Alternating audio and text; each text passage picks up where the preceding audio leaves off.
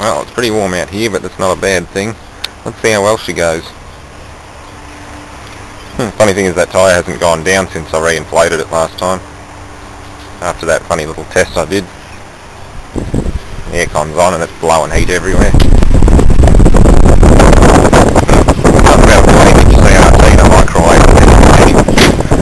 Funny thing is the video wasn't very entertaining. It's only when I threw half a brick at it at the end that it worked.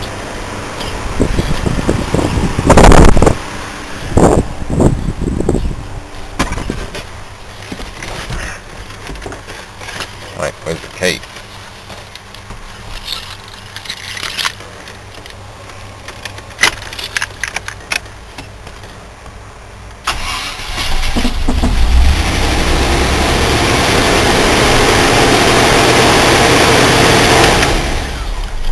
That's alright. Got to adjust the idle screw and everything because I took the throttle cable off. Now I'm going to need two hands to do this, but that's this nut in here which pulls on the cable which is connected to throttle linkage. This cable down here is a mechanical kick down for the transmission. I was going to say transformer, but no, it's not a transformer. So accelerating, then click, transmission kicks down at full throttle, but likewise this is slightly out of adjustment. I can just see the mark on the thread, so it's got to kick down a little bit earlier, but that can be fine-tuned and played with later. Alright, nut's been slackened off a couple of turns. Let's try again.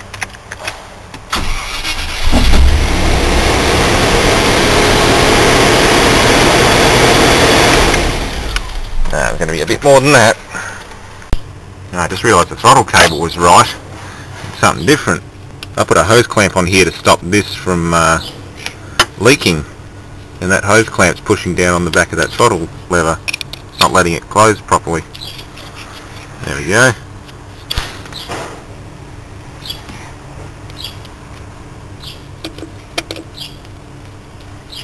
These don't really need hose clamps on them when they're in good nick, but I'll buy new hoses eventually. This is just for troubleshooting reasons. Alright, another try. That's better. Still funny hesitation. Significantly better though.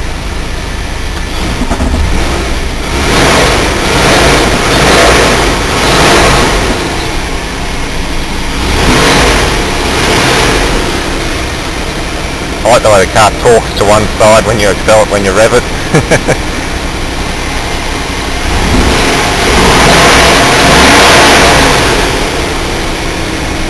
Doing a lot better. Idle's up a bit higher than normal, but that's because I fixed the vacuum leak. That just sounds so much better. I found one of the high tension leads that arced out inside too. It's all burnt up inside. And that's cylinder number 6.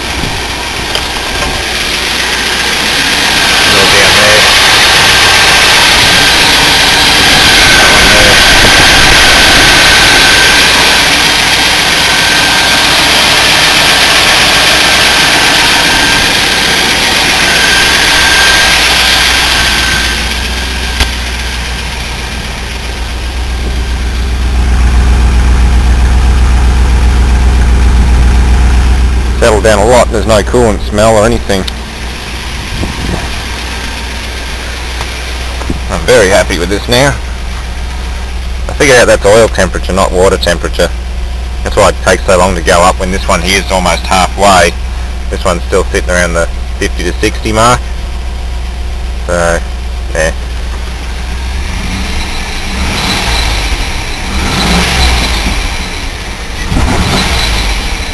Still that slight bit of hesitation. That could still be an ignition problem. I'm going to do the cap and the leads and spark plugs and everything. Make sure that the distributor drive gear isn't floating around a little bit. They do tend to flog out and start running off time. But if you accelerate gently, it's fine. It's only when you really tramp it in neutral that it does it. And And Brad said these old EFI systems weren't the best for that anyway, so I don't know, it drives fine. I don't mind driving it, just needs a new suspension and tyres and things. The brakes are alright, but I'm going to put a full kit on it because one of the front rotors is warped. But now I'll get this baby through roadworthy and registration, get new plates on it, everything like that. That's why I showed you the plates before. And I'm going to replace them anyway. Clean her up. A lot of spider webs and crap, new wiper blades because there's nothing left of them. Windshield isn't scratched, thankfully. I'm not going to run the wipers, otherwise I will scratch it. So yeah, it just needs a good clean up, and I'll get in there and fix that cable, or replace the cable. That should get it through roadworthy.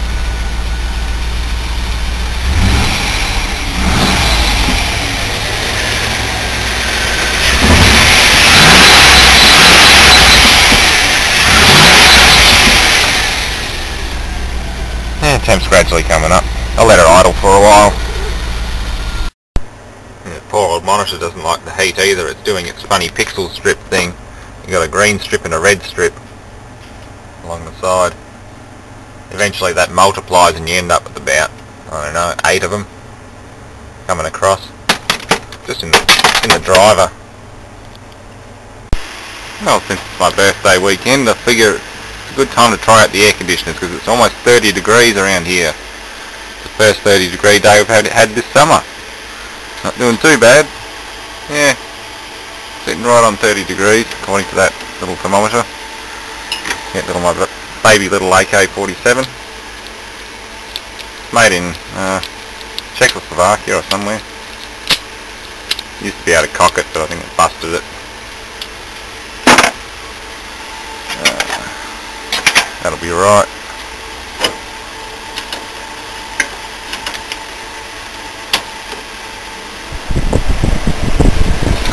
Never found the front panel for this one, so I just use a bit of aluminium flashing. Blown all the crap out of it.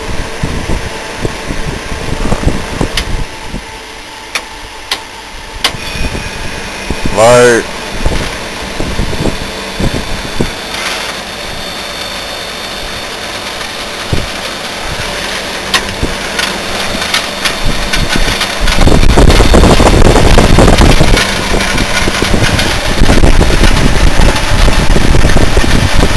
Blows right down onto where the computer chair is. Even the little bottle cooler's working.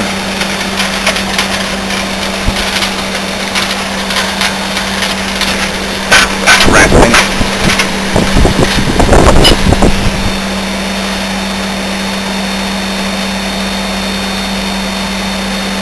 Actually really effective.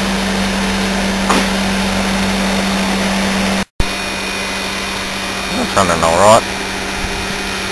They're a good old unit, these ones. Needs it clean though.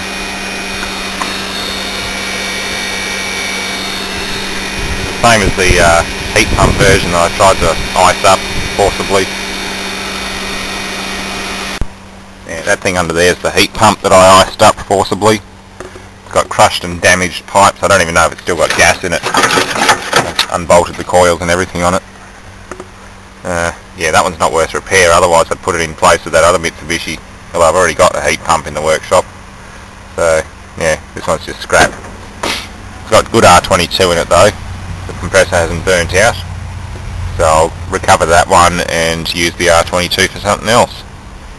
Or get someone to recover it, I should say. Not a bad unit, but this one's just chucked in a junk pile at the scrapyard and they damaged it as a result. So it's not repairable. Not worth repair anyway. It's working really well. I have to try the big centre cassette next. I fixed this thing too. Got a little sear inside it.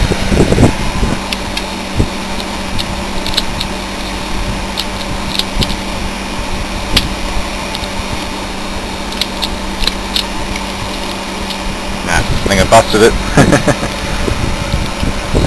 Can't remember where it was made. Maybe actually it's Spanish. $27 off collectorsarmory.com.au. Made in Spain. Little die-cast replica. Really nice. Hang on, I think my condensate drain's blocked. I had this running about an hour or so ago. It's overflowing.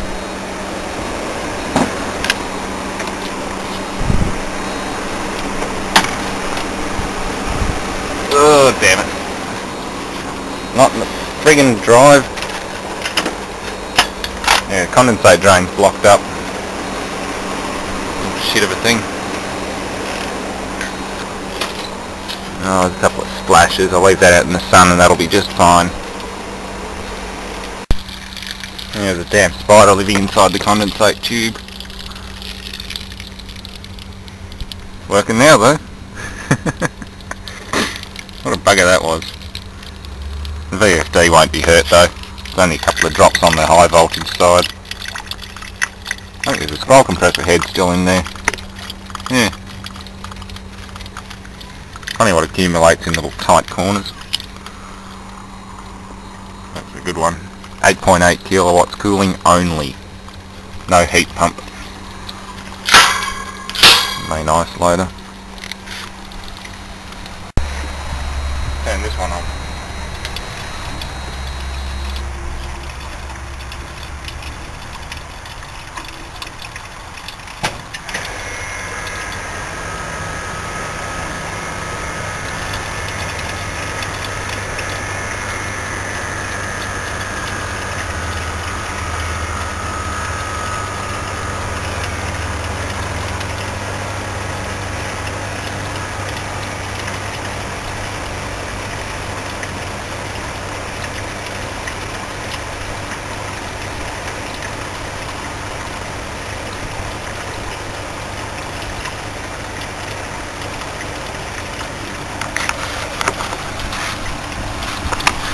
Still draining.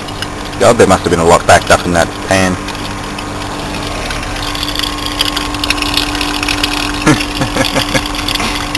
Always check your condensate drains. If you got water running down the wall or out of the ceiling, it's probably blocked. Kelvinator I regassed. That's Brad's new toy because his T-code's flogged out the compressor. He just messaged me before and it's icing itself up on a 30-degree day. And no, it's not low on gas, it's just the compressor can't make head pressure.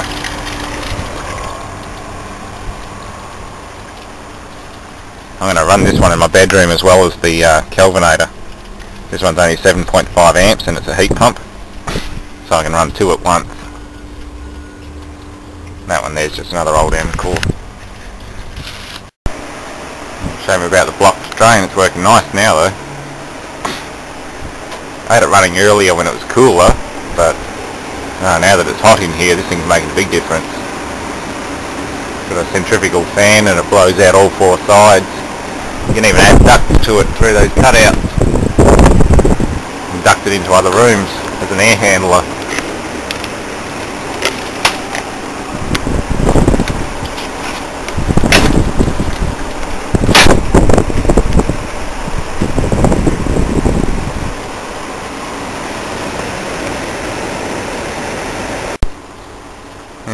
Got the VFD drying out there. The old Range Rovers are a good looker too. They're a tough old off-road vehicle. Today I'm going to finish off mounting this compressor and give it a test run. I've got a jerry can full of diesel, which is the one you saw getting rained on by the air conditioner.